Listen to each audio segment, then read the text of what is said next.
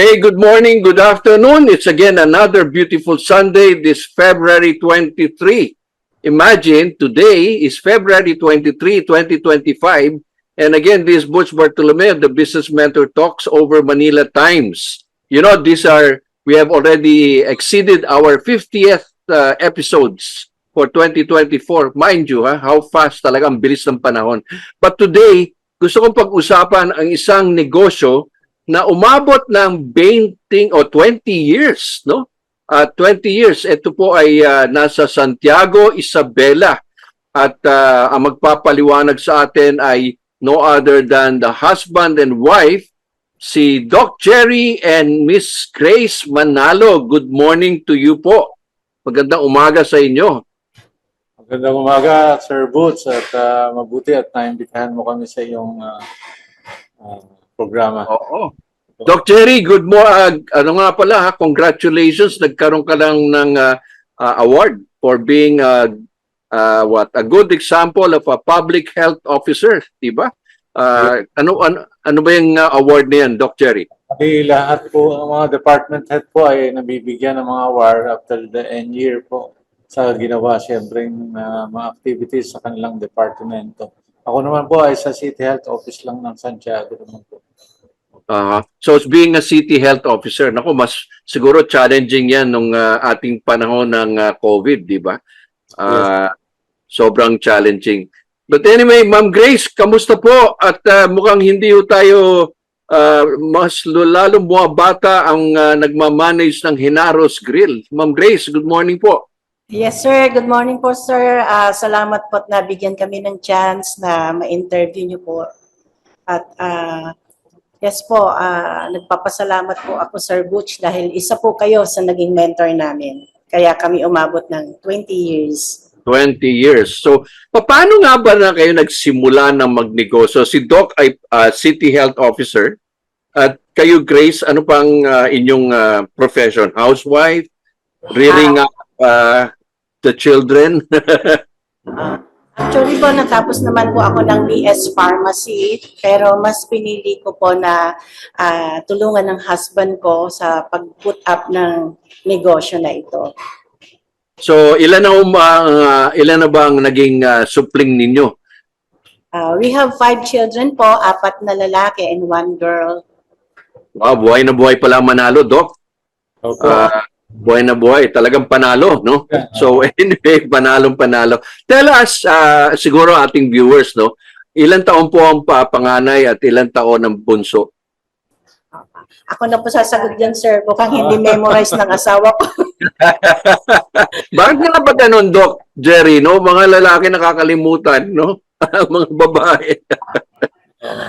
Ang aming eldest son po is 36 years old. Siya po ngayon ay nasa Australia with his family. Ang second po ay 35. Ang third is 33. Ang fourth ay 27. At ang youngest po namin si Gab is 24. Aba, mga lampas na palang teenager na pala yan, mga ano yan, no? Doc Jerry at Grace, ha? At yeah. But tell us, how does it feel now as parents of grown children?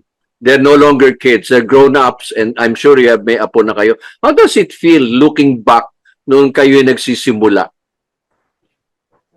Oo, kami po yung masayang-masaya because we were able to raise them properly. At syempre, ang maganda po, ay nakikita po namin sila, they're doing fine with their own activities and job. Lahat naman po sila nakatapos na except syempre si Gab na second year college pa lang po. Na-delay po dahil sa kanyang disability. Okay. Pero ano ba mga mabahagi ninyong pwede nyong sabihin sa ating mga nanonood, the beauty of being a parent? Probably mga 3 categories yan. Ano ba ang 3 hindi nyo matatandaan at ito ay binigay nyo sa kanila bilang, kumbaga, values? Ano ba ang 3 values ang natatandaan nyo? Siguro po, yun nga ho, we set the example of being hardworking parents. Pangalawa po, siyempre yung consistency po ng aming pagmamahal sa kanila. andyan ho kami lagi para sa kanila.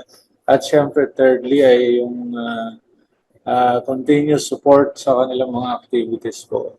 Challenging po lahat yung mga handaanan namin, pero dahil siguro dito nga po sinasabi natin dito sa i-represent po natin restaurant namin, we were able to provide them with siyempre yung kanilang kailangan. Okay. Si Ma'am Grace naman, being a mother, nako, the mother and wife to Doc, ano ba ang mga challenges na mga nakita na hindi mo makakalimutan, ika nga? Oo. Sa akin naman, sir, experience ko sa aming pagpapalaki sa aming mga anak. Gaya ng nasabi ni Doktor, wala naman pong perfect na family, pero dapat makita nila na nandyan kami palagi para sa kanila. At ang pinaka-importante po is maraming dasal kasi hindi naman po namin kakayanin lahat ito kung hindi namin ino-offer lahat kay Lord. So was there a time na you just said, let go? Siyempre, as lumalaki yung mga bata, hindi ba? Siguro, mga bata pa sila, always parating yung ginaguide. Pero was there a time that you just said na sinabi mo, Doc, pabayaan natin, let go kung kaya na nila. Nangyari ba yun sa inyo?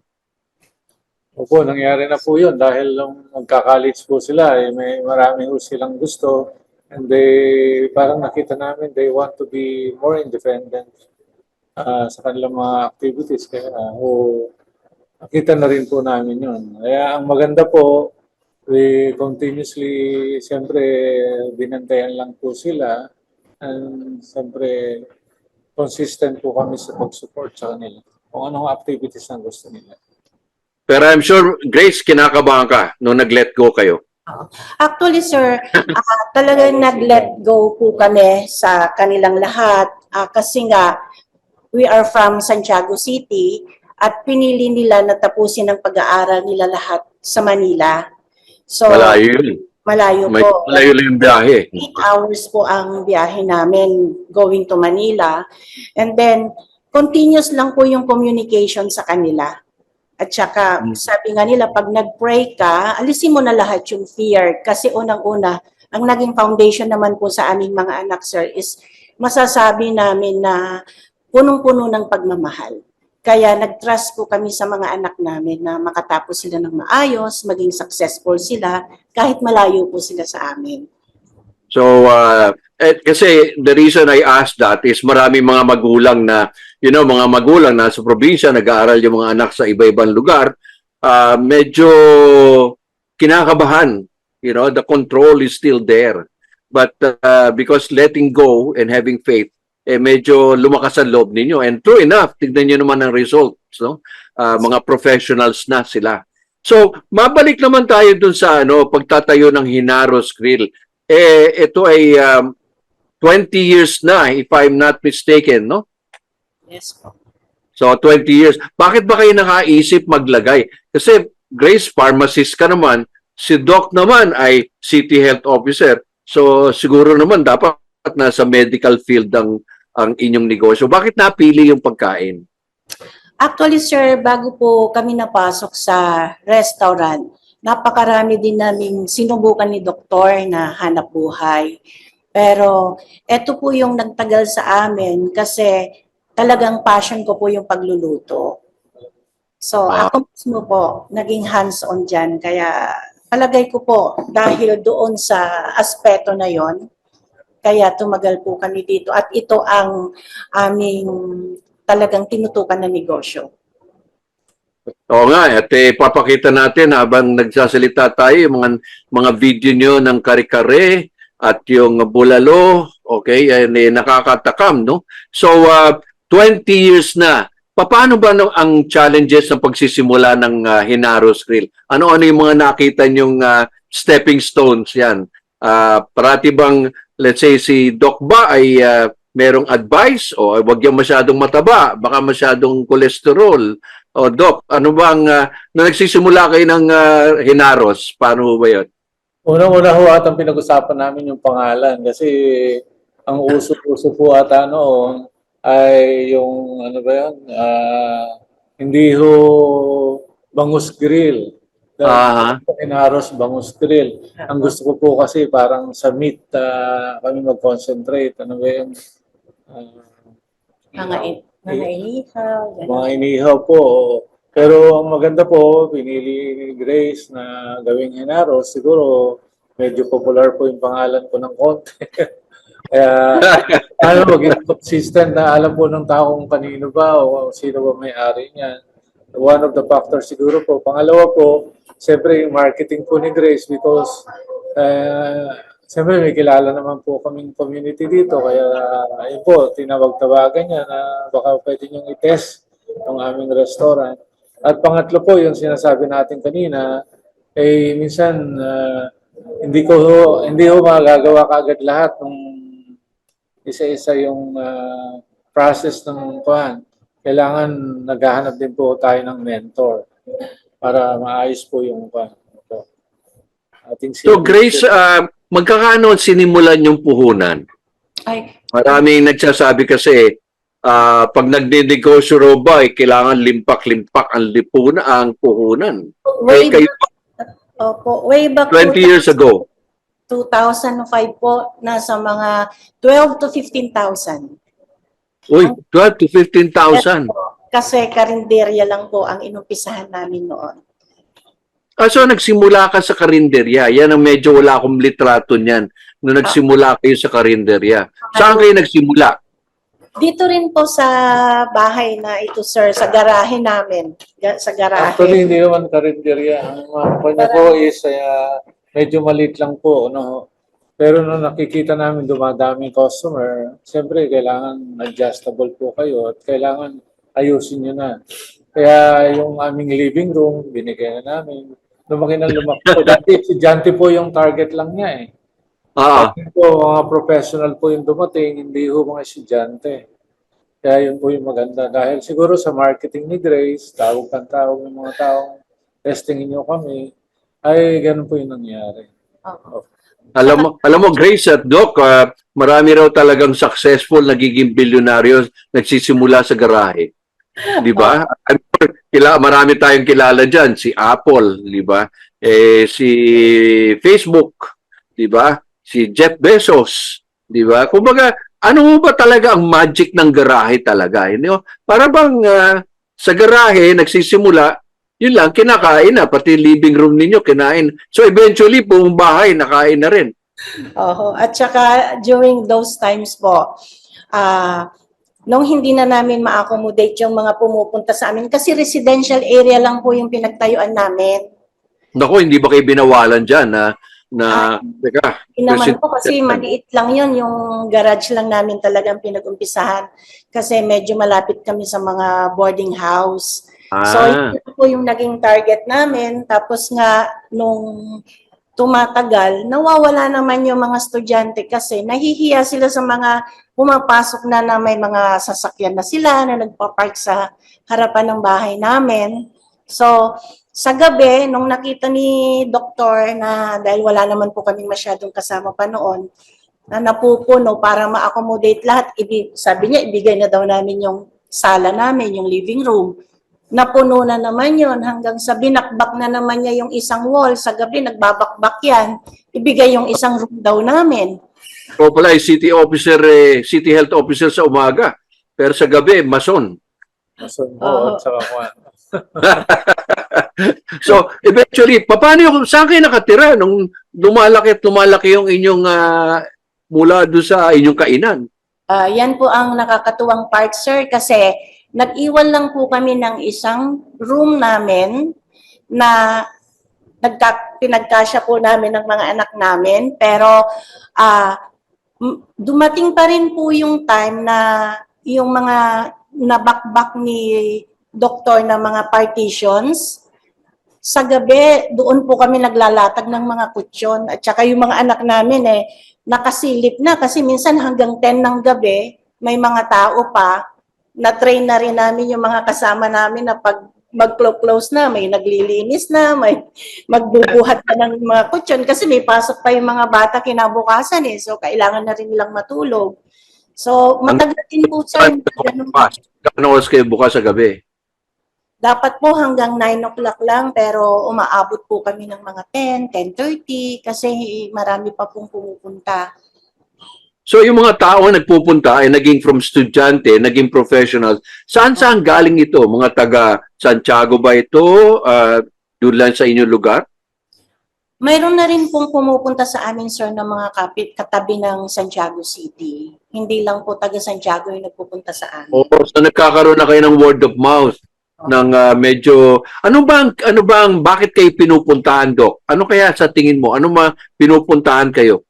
Anong klaseng ulam o ambience ang pinipresenta ninyo? Hanggang ngayon nga ho, hindi namin Hindi namin alam. alam kung bakit ang consistent lang po ay siguro yung bahay, yung timpla at saka siyempre yung lutong bahay po na hindi daw nila magawa sa bahay nila kaya siguro dito po nila natitikman. May magic ni Grace siguro. Grace, ano ba nilalagay mong magic gracefully? Cook, Sir, di ba? ang alam kong isang pinupuntahan kasi magmula noon hanggang ngayon, yung ambience namin is talagang parang nasa bahay lang sila. So number one is home cooked meal, tapos medyo home style. Medyo nakakamiss na rin kasi yan, di ba? Dahil sa maraming mga tao, wala nang panahon magluto, di ba? Bihirang-bihira, unless pag may mga holidays, di ba? But nung lumalaki yung restaurant mo, ikaw mismo nagluluto o may mga kasama ka na ano? Nakaka-stress ba yun? Yung pagluluto mo, attend sa mga bata, papasok sa umaga, anong buhay ni Grace noon? During those times, sir, siguro talagang pagbabalikan ko pala, parang kung ngayon ko iisipin, mahirap din po pala yung ginawa ko kasi imagine niyo, ako ang nagluluto, although na may kasama ako, hindi naman preparation lang po sila, ako lahat ang timpla. Siguro mga 3 years na nakatutok akong hindi po kami lumuluwas ng Manila para lang nasa kitchen. And then, ang nangyari po, hindi po kami kumukuha ni doktor ng yung cook talaga na mag-a-apply sa amin as a cook na. Kasi ang nag-i-start po kami sa mga assistant cook ko, yung mga naging dishwasher po namin. Tinatanong ko sa kanila kung hilig ba nila ang pagluluto, then tinitrain ko po sila kasi pakiramdam ko noon, sir, kung kukuha po ako ng talagang cook na, baka yung sistema na gusto ko, baguhin nila. Tama. Ayun, Kaya tama. parang- But ang taga-tikim ba si Doc? Kung papasa yung mga luto mo. Sir, hindi lang po taga-tikim. Laging may bagong apron yan. From the office, nag-uurong pa yan. Aba! Head siya ng... Ibig sabihin mo, Doc Cherry, nagluluto ka rin, tumutulong ka sa Kids Grace bago ka pumasok. Oo. Bago pumasok po at pagdating po ng tanghali, siya po ang head ng mga dishwashers namin. pero maganda no kung babalikan niyo yung nangyari hindi niyo isipin na umabot kayo ng 20 years, di ba? Kumbaga para bang it's to add income, to do something, pero nakatap kayo ng isang kumbaga niche, no? Yun ang niche. So yung mga bata ba tumutulong din nung lumalaki na? Sila ba ay nagbabasing ng table? Sila rin ba ay kumukuha ng order? Lahat po sila, sir, tumutulong, lalo na nung mga high school sila kasi nandito pa sila lahat sa probinsya. May nag-waiter, may nag-uurong, may nag-iihaw. Talagang na-train din po sila na ito kasing business na to, sabi namin, kailangan matutunan din nila. So, pabait po yung mga bata. So, meron bang anak ka na nag-follow ng footsteps ni Grace? Ay, meron po, sir, si Chef Jeric na ngayon. Yan, mami. Oo, ayan si Chef Jeric. Yan ay, i-interview natin yan, ha, mamaya-maya. At maganda yung buhay nitong si Chef Jeric. Okay. So, basically, nasaan ang Hinaros ngayon? Anong plano ninyo, Doc, at saka Grace? So, okay. Ang Henaros po is nasa Santiago City. Actually, nagkaroon po kami ng mga branches din ng Henaros. Pero ang naiwan po sa amin itong main branch na kung saan po kami nag-umpisa. Kasi ang nangyari po noon, nagkaroon po kami ng 4 na branches, bali 5 lahat. Kasi intended for isang bata na nag-aaral, dapat may kinukuhanan po kami ng budget sa pag-aaral. So every time po na mayroong gumagraduate, kino-close na po namin, lalo na yung malalayo sa amin kasi napakahirap din pong i-manage pag malayo. So ang Okay. ano na, So, susustain parang- po namin itong branch, ay itong main branch, main namin. And So, hopefully, kung kumbaga, Sir Boots, siguro with your guidance, makarating kami sa Manila ulit. With your... babalik natin yan. Oo, makarating Ilalagay natin ang Henaros ulit sa mapa ng Metro Manila. Yes. Dahil alam mo, marami kasi nagmumabalik yan yung mga galing probinsya, pumupunta naman ng Metro Manila, hindi lang Metro Manila, no, but other places like America, no? Hindi naman bawal managinip, di ba? Pero I'm sure marami tayong overseas na Filipinos na nangangarap at gustong tumikim ng home-cooked meals, no? Ano ba ang kilalang recipes mo, Grace, na talagang pagmamalaki mo at paglalaban mo? Actually, sir, yung naiwan po ng mga menus namin, mga recipe, is piling-pili na. Lahat po talagang saleable sila, lahat bestseller sila. Lalo na yung aming sinigang na bulalo, Ako. kare-kare, bangus belly, mga inihaw po na bangus, crispy chicken. Marami po talaga, sir. Kasi sa tagal din namin, sinala namin yung talagang hinahanap ng tao. Yun yung mga saleable, no? Saleable talaga. Oo. Kasi sa kagaya nun, sa Amerika, no? Sa California, meron lang isang restaurant doon, ang tawag Manila Sunset ata. Pero iilan lang yung kanyang produkto. Pero bibingka, alam ko meron kayong bibingka. Nakalimutan ko po, isa po yan sa pinag-umpisahan namin since 1995 po ang bibingka. Aba, saan galing yung 1995 naman yun? Saan recipe yun? Recipe po namin ni Dr. yon. rice flour po yon. Rice po yung ginagamit namin doon. Bibingkang galapong. Wow. So, may possibility kasi marami na ngayon sa Amerika na may frozen bibingka ready to cook, no? By steam. So, technology has really advanced, no? So, basically siguro bago tayo magtapos, anong mga mapapayo nyo? Like husband and wife starting a business together. Doc, ano ba ang mapapayo mo sa mga lalaki na ang asawa ay gustong magnegosyo at magkasama ulit sila sa negosyo? Ano ba ang mapapayo mo, mga, kumbaga, payo ni Doc Jerry? ang tingin ko po, ang pinakamaganda ay yung asawa nyo ay talaga kung nasa puso ang sa restaurant po ay pagluluto. Ano po. Dahil wala naman ho kaming hinard na kusinero o chef. Si Grace lang po nagturo sa mga kasama namin nagluluto ngayon. Lahat po ng timpla, siya po nagsasabi. Pag may mali po, sinasabi niya. Pag wala ho siguro si Grace, ay matagal na hong close to. Kasi kahit meron po kaming kusinero, hindi niya ho kakayanin yung kay Grace. At yung pag-prepare po ng mga gamit na ibibenta po dito, yun po yung kailangan. Si Grace po lahat ang may alam noon. Opo. Kaya yung maliliit pong karinderya, basta yung asawa niyo po ay talagang consistent, persistent, at saka siguro talagang nasa puso ang pagluluto, tulungan na lang po natin at siyempre supportahan natin ang gusto. Ayun, I think the word support maganda no? Kasi husband and wife working together, you have to be understanding to each other, di ba? So, lalong-lalo na, Doc, ikaw ay City Health Officer, meron kang tungkulin, no? Sa bayan, di ba? Lalong-lalo na yung work. Hindi naman madali yung inyong trabaho, City Health Officer, no? Kayo nangangalaga, lalong-lalo na during pandemic. Ano ba nangyari sa inyo nung araw, nung Henaros at si Doc, being a City Health Officer? Tuloy-tuloy po yung restaurant namin. Ang payo ko lang po dito, siyempre establishment po siya, na food establishment, kailangan mag-follow sila regulation ng mga sanitary code. Ano po, siyempre meron po kami mga lisensya, meron silang sanitary permit, at siyempre kailangan malinis po. Lagi ko pong sinasabi sa kasama ko, kailangan malinis kasi kami ang nag-check sa linis. Yun po. Ayo po. So, yun Kumbaga po. walk the talk, di ba, Doc? Mm. Oo, yun ang ano doon. So, what about you, Grace? Anong payo mo naman kung halimbawa kayo mag-asawa ay may mga mag-asawang magnenegosyong magsasama-sama?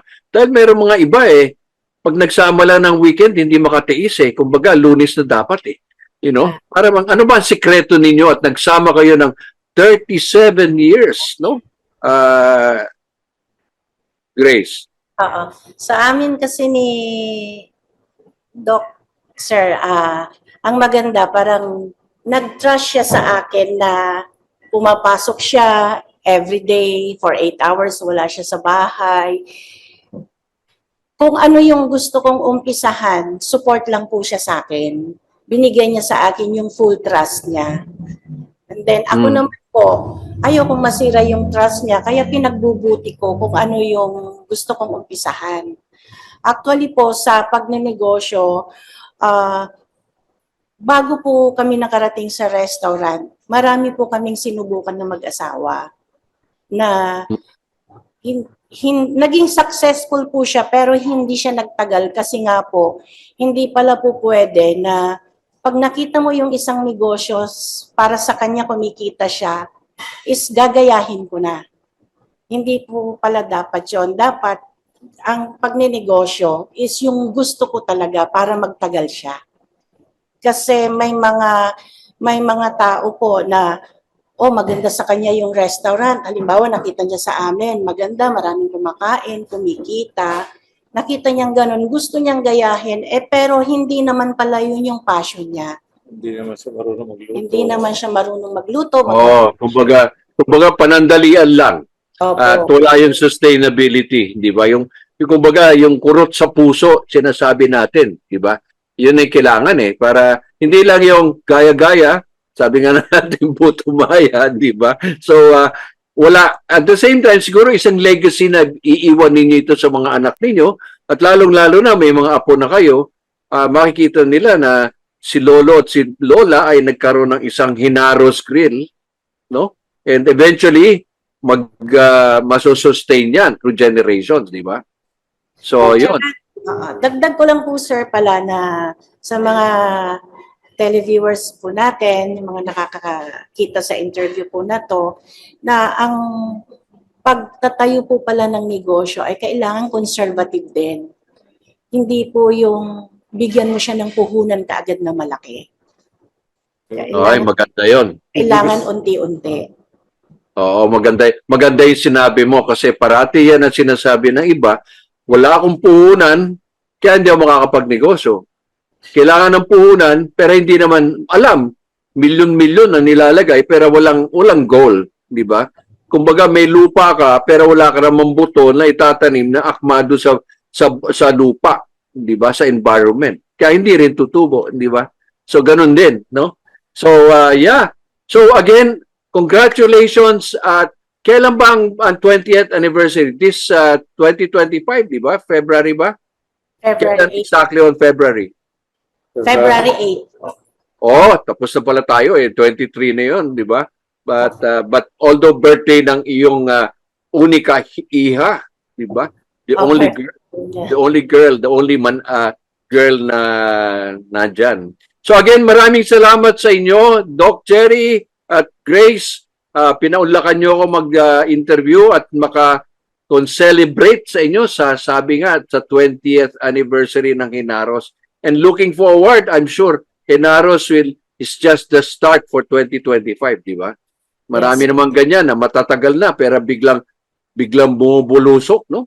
Nagkakaroon ng boost, no? So hindi natin alam, baka may mga nanonood na gusto maglagay sa kunyari sa BGC, no? Hinaros or Hinaros sa California, hindi ba? So kumbaga ay isang honor yan. So again, maraming salamat and thank you very much for this interview, Doc Cherry. Continue being a very good example of being a public servant.